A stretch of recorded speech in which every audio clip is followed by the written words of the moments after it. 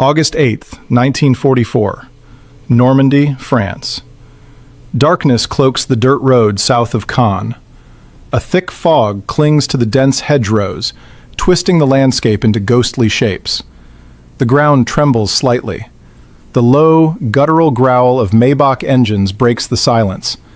A column of German armor is on the move. Leading the pack is a 57-ton steel monster, a Tiger I. Behind it trail the more agile Panzer IVs, their long 75mm barrels pointed menacingly into the gloom. Inside the Tiger's turret, the air is thick with the smell of oil and cordite. The German tank commander squints through his periscope, trying to pierce the night. In his mind, and in the minds of his crew, this is a familiar hunt. They are the apex predators of the battlefield. They have crushed Poland, swept across France, and spread terror across the frozen steppes of Russia. Who is their opponent tonight? Thin-skinned American Shermans? Slow British Cromwells? To the German tanker, these are merely mobile target practice. One 88mm shell from this Tiger can turn any Allied tank into a burning scrap heap from 2 kilometers away. They are not afraid. They are confident. They are, perhaps, even arrogant. But tonight, the script has been rewritten. Suddenly, a blinding greenish flash tears through the darkness from the hedgerow to the left. No warning shot. No time to react. A deafening crack rings out, sharp and brutal like a sledgehammer striking an anvil. The lead Tiger shudders violently.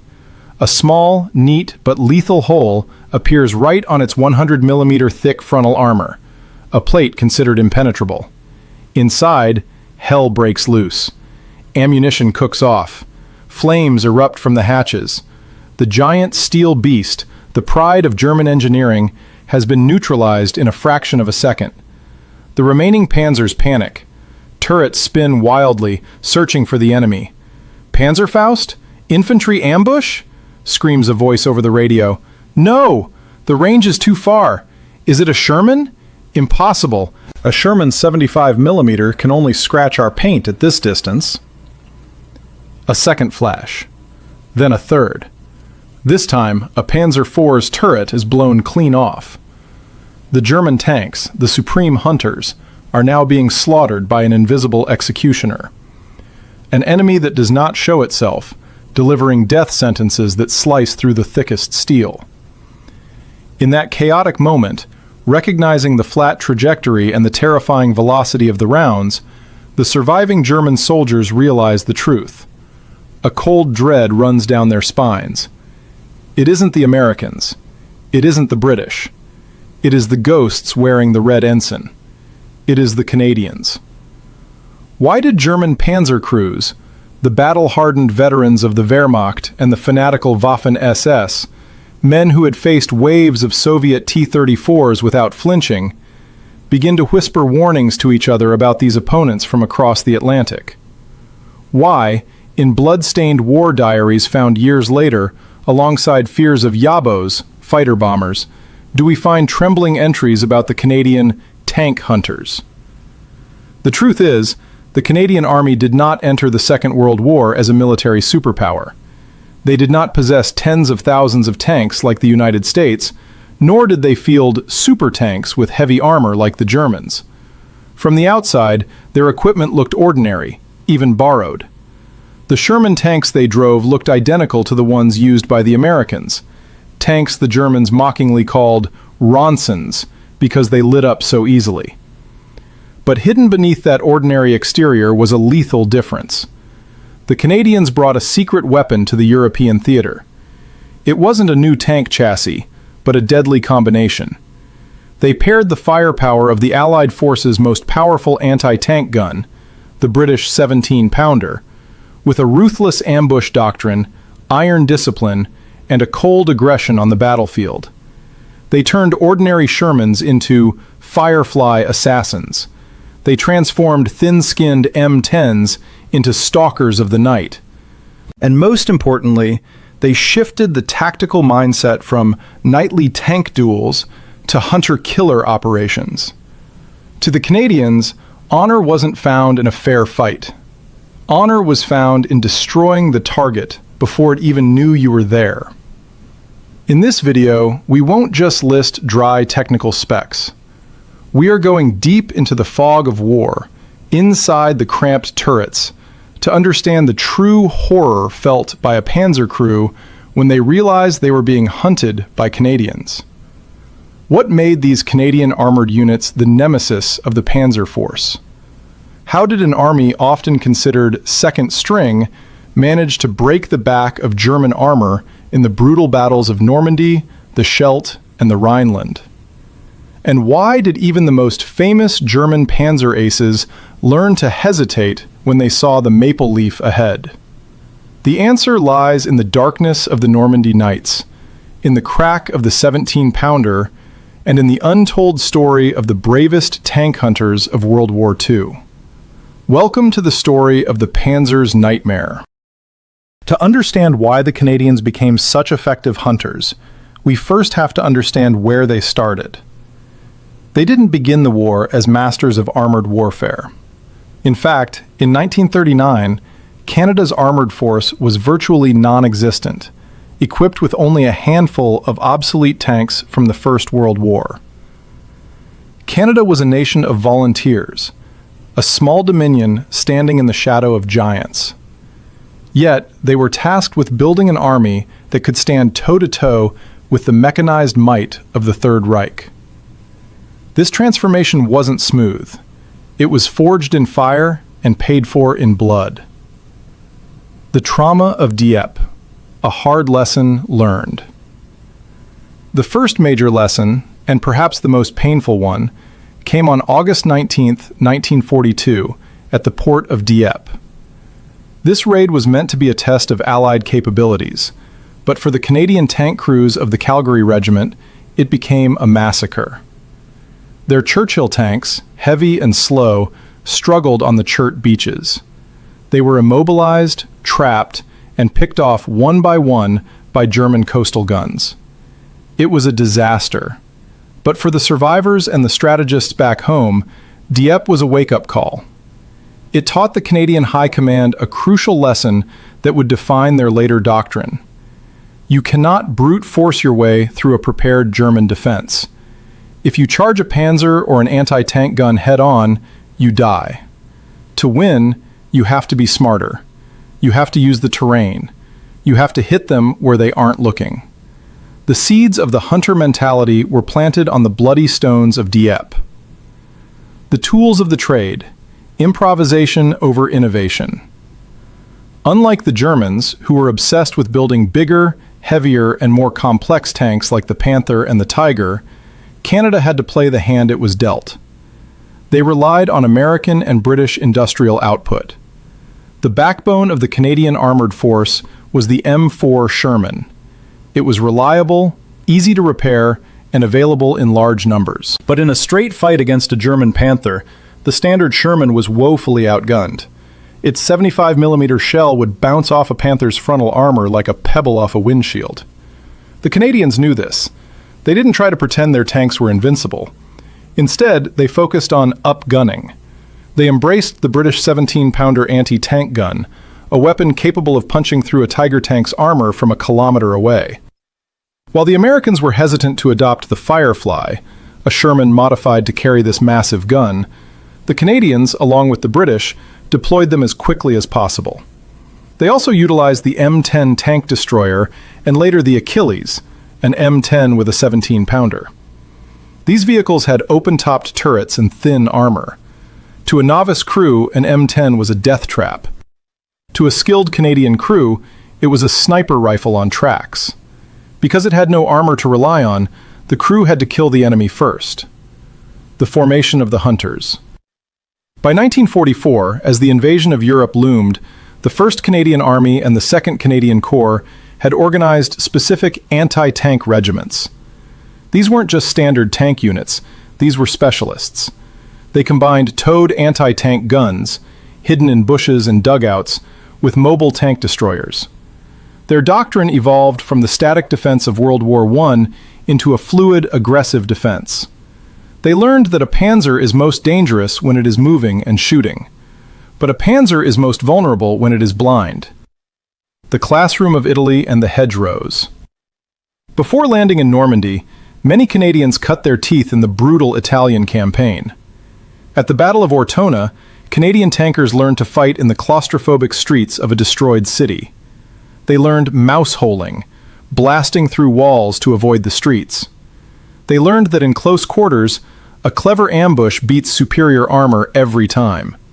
Then came Normandy, the bocage country, a maze of high, thick hedgerows that turned every field into a fortress. For the attacking Allies, it was a nightmare. But the Canadians realized that this terrain could be turned against the Germans. If a Tiger tank wanted to move, it had to use the roads or break through the hedges, exposing its weaker side armor. The Canadians became masters of the keyhole shot.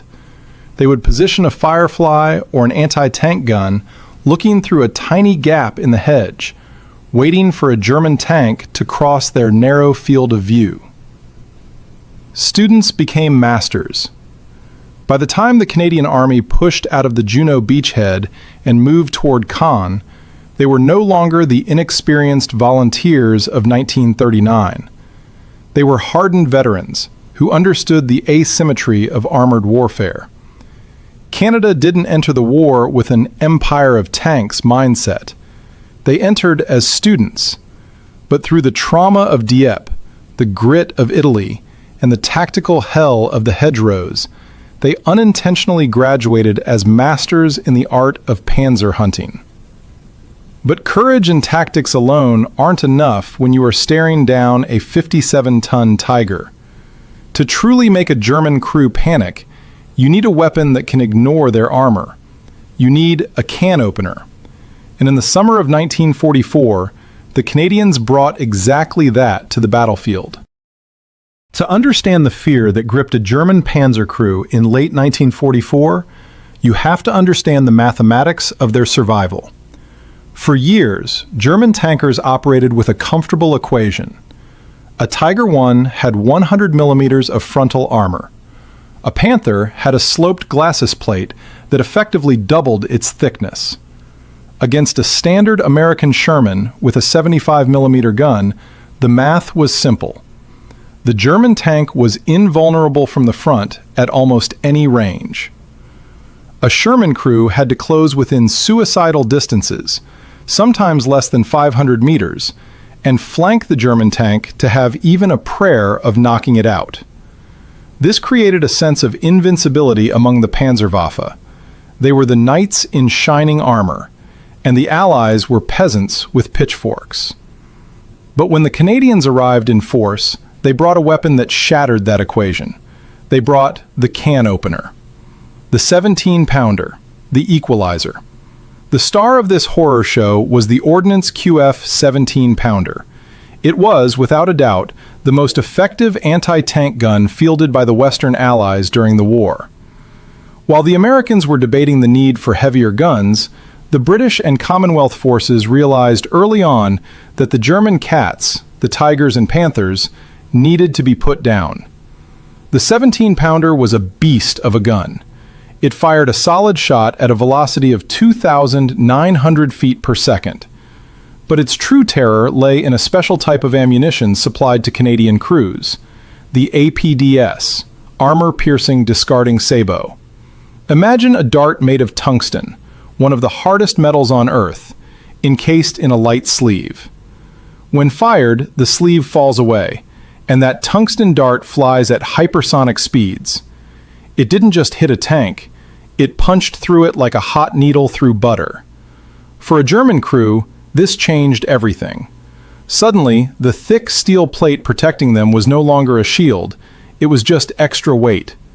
A 17-pounder could penetrate the frontal armor of a Tiger I from 1,000 meters away. The math had changed. The distance of safety was now zero. The Sherman Firefly, the wolf in sheep's clothing. The most famous carrier of this gun was the Sherman Firefly, and for the Germans, this was the most insidious weapon on the battlefield because of one simple fact: deception. Putting a massive 17-pounder gun into a standard Sherman turret was an engineering nightmare. It was cramped, the recoil was violent, and they had to cut a hole in the back of the turret just to fit the radio. But it worked. From a distance, a Firefly looked almost identical to a standard, harmless Sherman, and the Canadians knew how to exploit this. They knew that German tank commanders were trained to prioritize the long-barreled tanks first, so Canadian crews engaged in a deadly game of camouflage. They used counter-shading. They painted the bottom half of the long barrel white and the top half olive drab, or sometimes just painted a false muzzle brake halfway down the barrel. From the perspective of a German gunner looking through a shaking optic 800 meters away, the barrel looked short. It looked like a standard 75mm Sherman. Imagine the psychological impact. A German Tiger commander scans a field. He sees 5 Shermans. He thinks, "Standard tanks, I have time." He picks a target. But one of those standard tanks is actually a Firefly. While the Tiger traverses its turret, the Firefly gunner has already laid his crosshairs on the Tiger's ammo rack. Crack. The Tiger explodes before the commander even finishes his sentence. The Firefly was a priority target for the Germans. They feared it so much that they ordered their troops to focus all fire on any Sherman with a long gun. But thanks to Canadian camouflage and tactics, they often didn't know which one was the Firefly until it was too late. The Achilles and M10, the snipers on tracks. While the Firefly was a brawler, the Canadians also fielded specialist tank destroyers, specifically the M10 and its upgraded cousin, the Achilles. The M10 was built on a Sherman chassis, but featured a distinct, angular, open-topped turret. The Americans often used these for infantry support or massed barrages. The Canadians used them as snipers. The Achilles was an M10 rearmed with that terrifying 17-pounder. These vehicles had very thin armor. A hit from almost any German gun would kill the crew. This vulnerability forced Canadian crews to adopt a hyper-aggressive yet cautious mindset. They couldn't afford to be seen. They utilized the hull-down position masterfully. They would creep up behind a ridgeline until only their turret and gun were visible, fire a shot, and immediately reverse back down before the enemy could return fire. This was the shoot and scoot tactic. To a German column moving through the narrow lanes of Italy or the dikes of the Netherlands, the M10s were ghosts. One moment the road is clear. The next, a high-velocity shell tears the track off the lead Panther. The Germans return fire, blasting the ridgeline, but the M10 is already gone, relocating to a new position to take a shot at the rear of the column. The invisible killers, towed anti-tank guns. We cannot forget the towed guns. In the tangled bocage, hedgerow country of Normandy, a tank was often a liability. It was loud and large.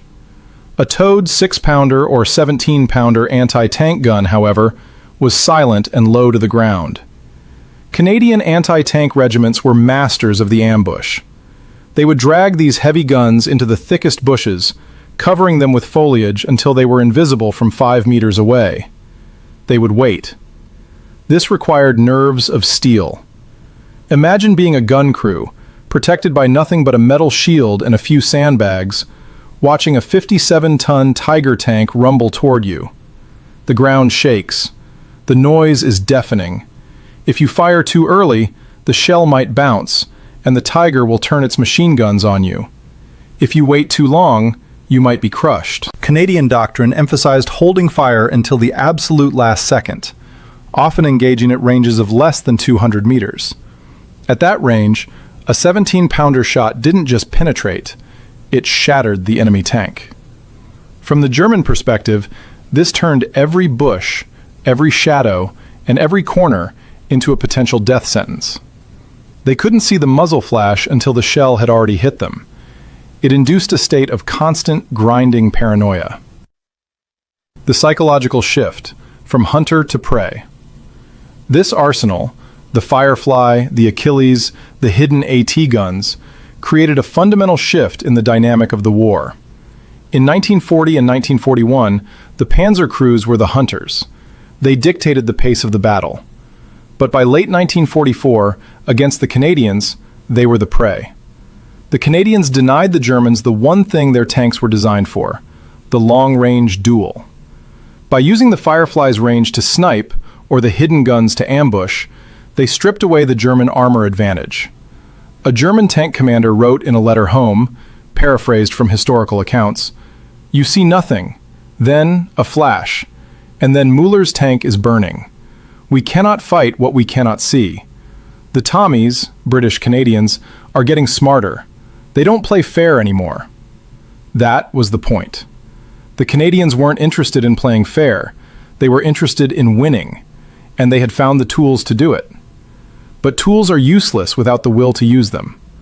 To truly understand why the Germans feared the Canadians specifically, we have to look at how they used these weapons in some of the bloodiest battles of the war.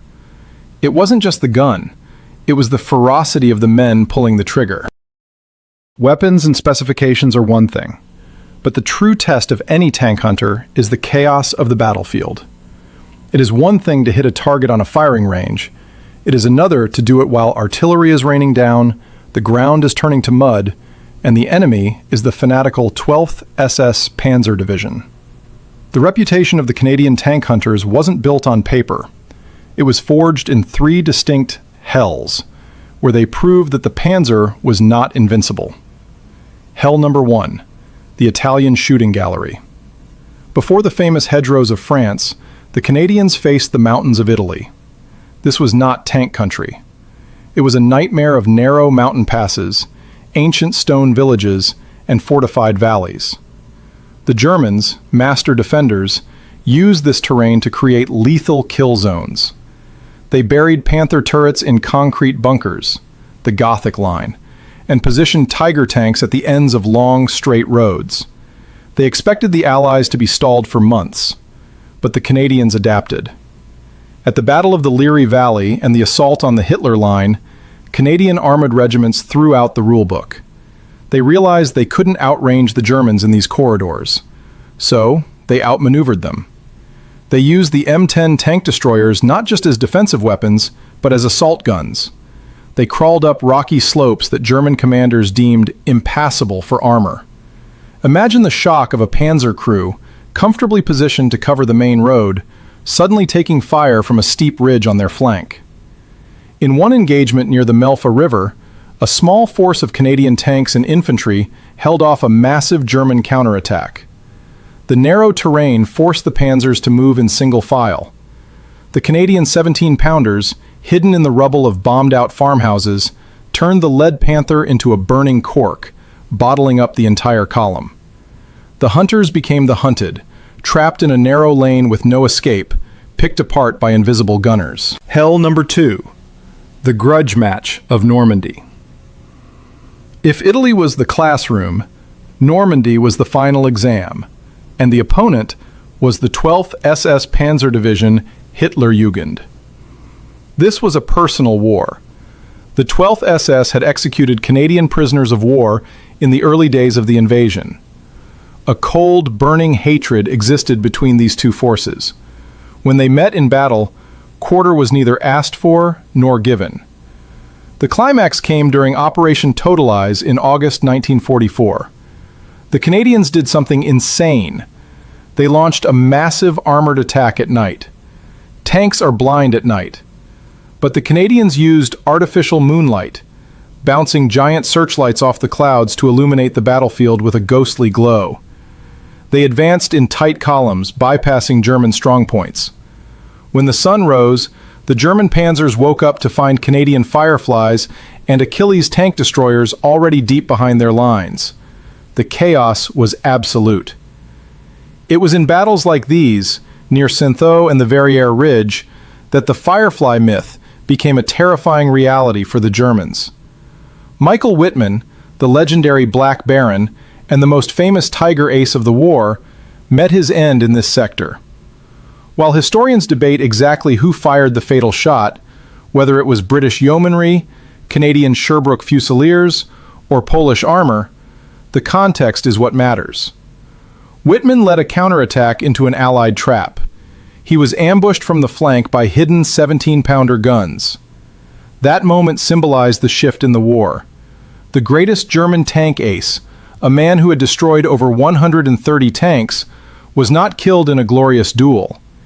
He was killed by a hidden gunner in a Sherman Firefly variant, engaging from a concealed position in a hedgerow. The lesson was clear. The era of the invincible Panzer ace was over. The era of the tank hunter had begun. The Falaise Pocket, the corridor of death.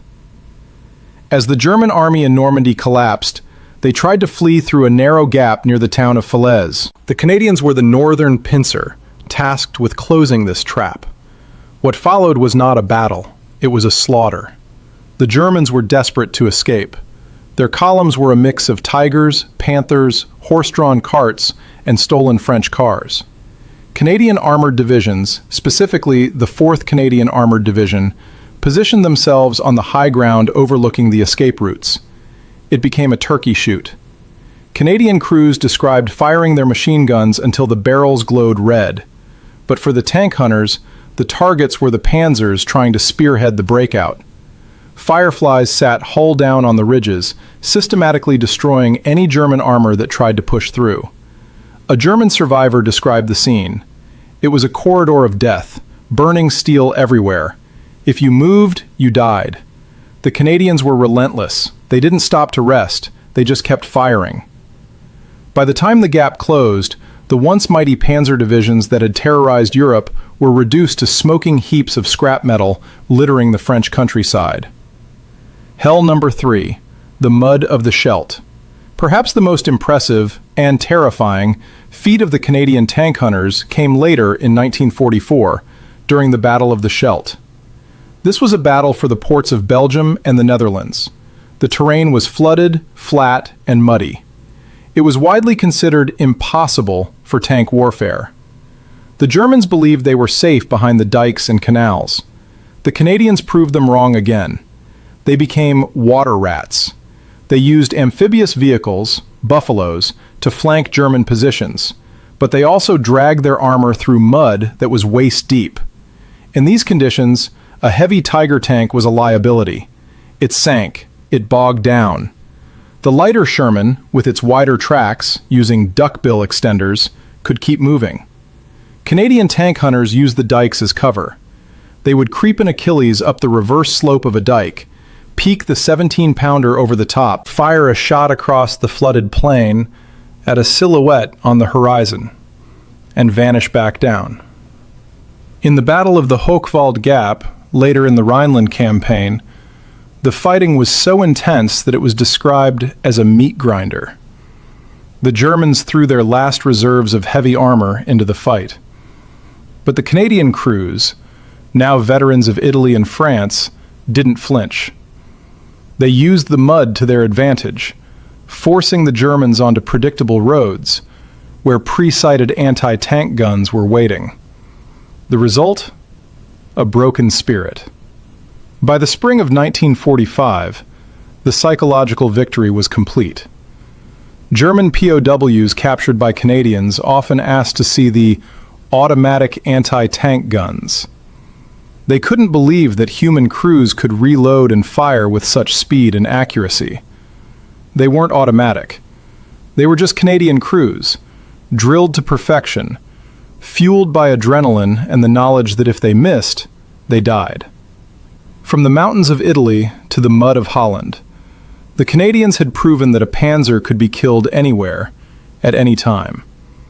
They had turned the entire European landscape into a trap. But to truly understand the depth of this trauma, we have to stop looking from the outside. We have to climb inside the steel coffin of a Panzer IV. We have to listen to the whispers of the men who were on the receiving end of those 17-pounder shells. What was it actually like to be hunted by the Canadians?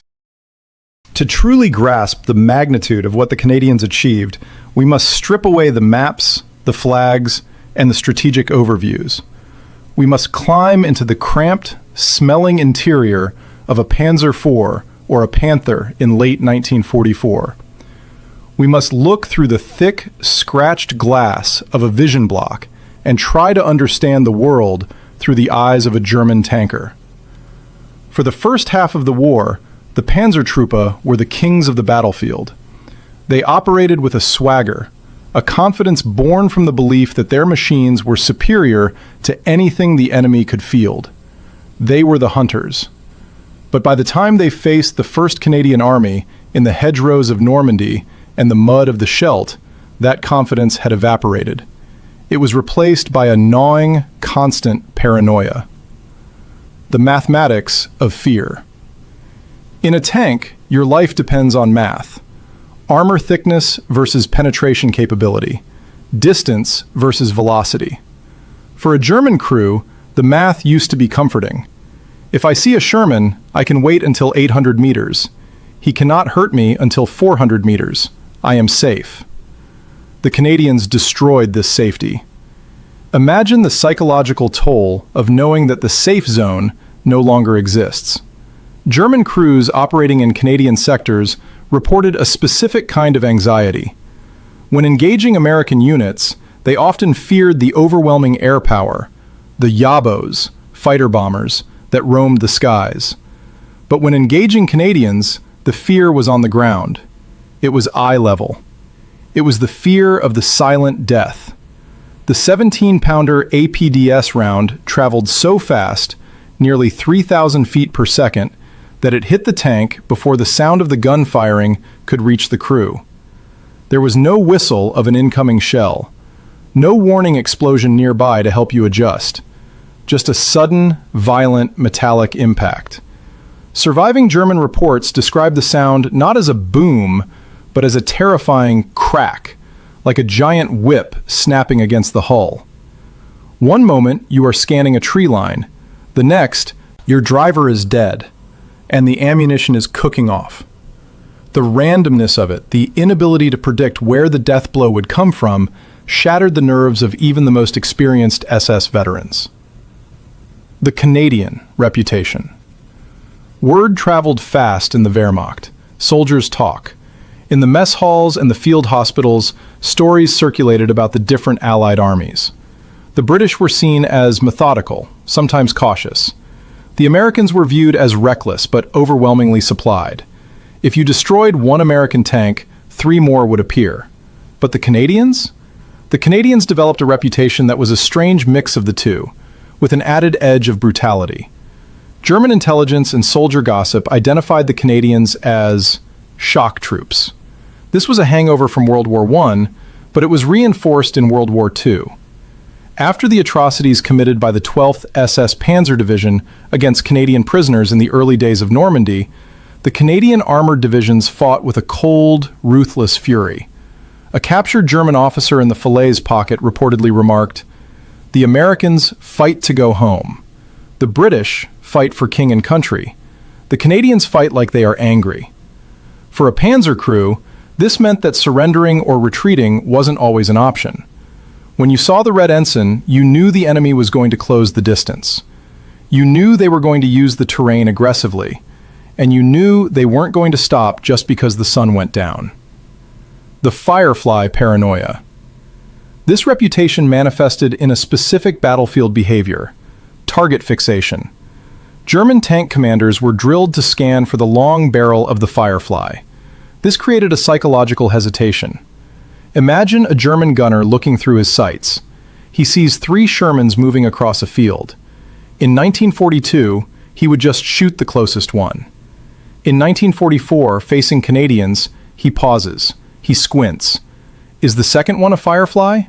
Is that muzzle brake real or painted on? Is the third one hiding behind the hedge and Achilles?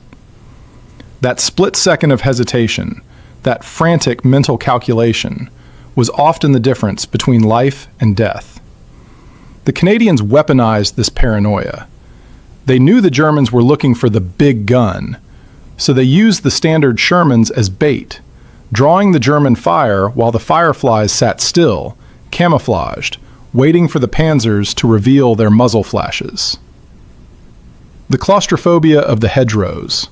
The environment intensified the fear. In the bocage and later in the forests of the Rhineland, the war was fought at point-blank range. Inside a panzer, visibility is terrible. You are essentially looking at the world through a straw. When fighting in the open Russian steppes, the superior German optics gave them an advantage. But in the dense terrain where the Canadians excelled, those optics were useless. A German diary entry captured from the Scheldt campaign describes the feeling.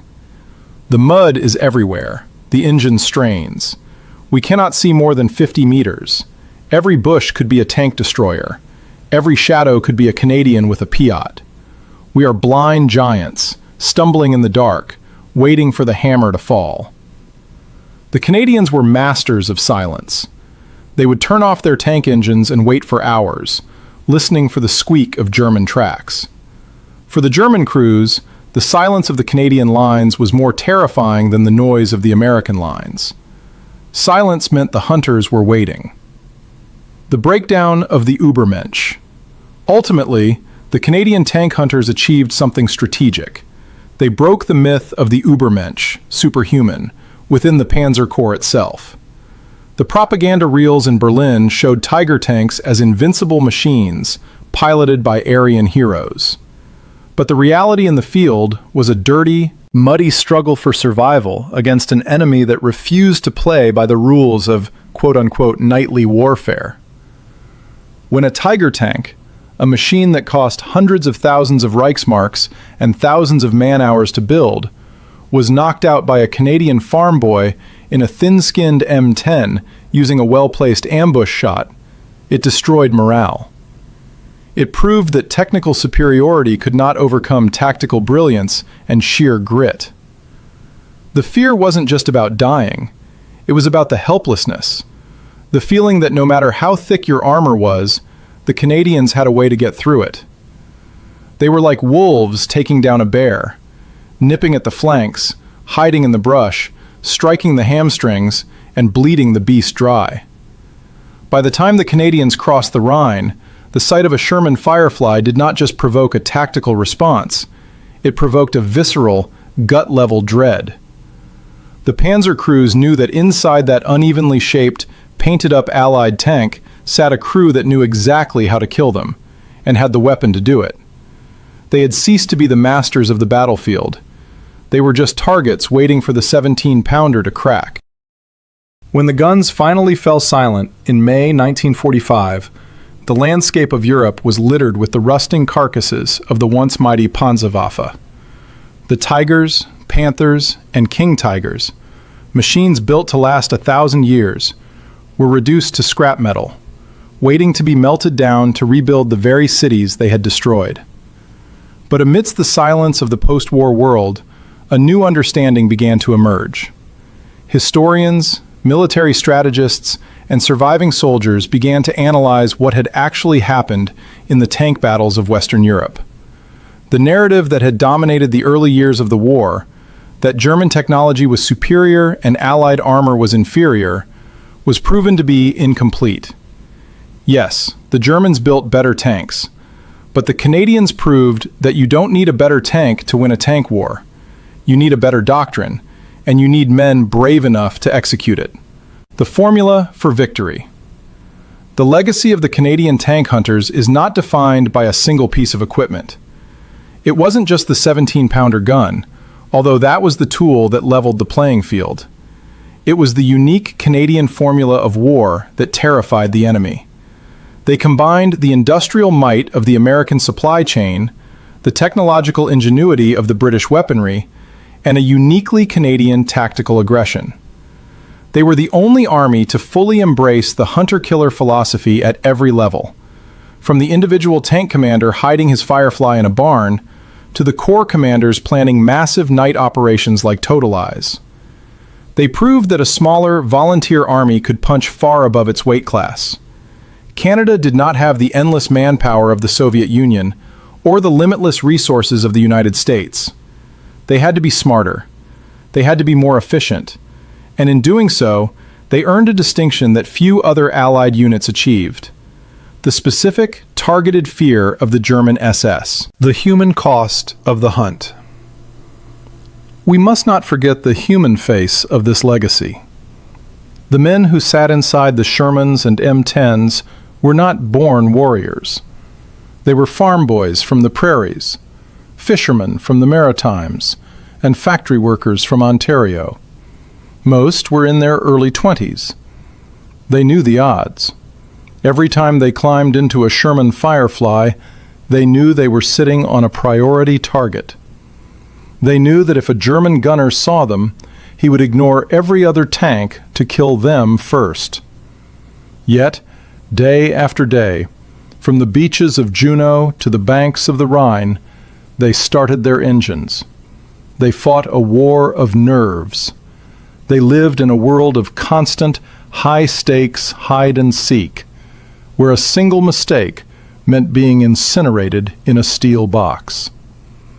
The courage required to hold fire until a tiger was 200 meters away, watching a monster grow larger in your sights, knowing that if you miss, you don't get a second chance, is almost impossible to comprehend today.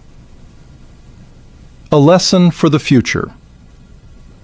The tactics pioneered by Canadian tank hunters are still studied in military academies.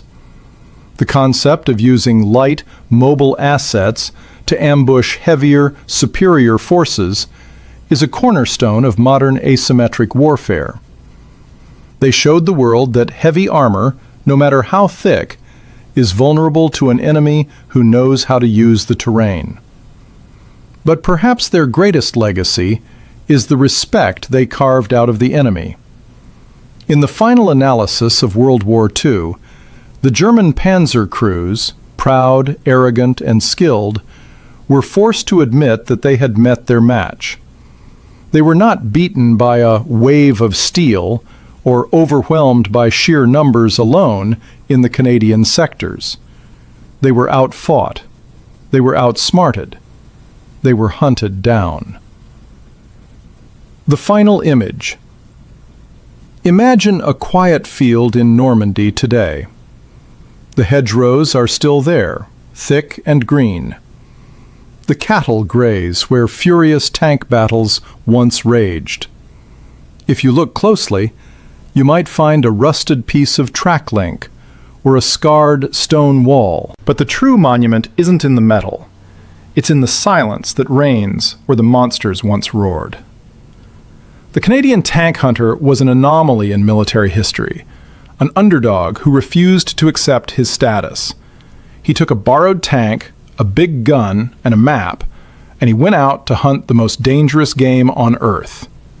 And he won.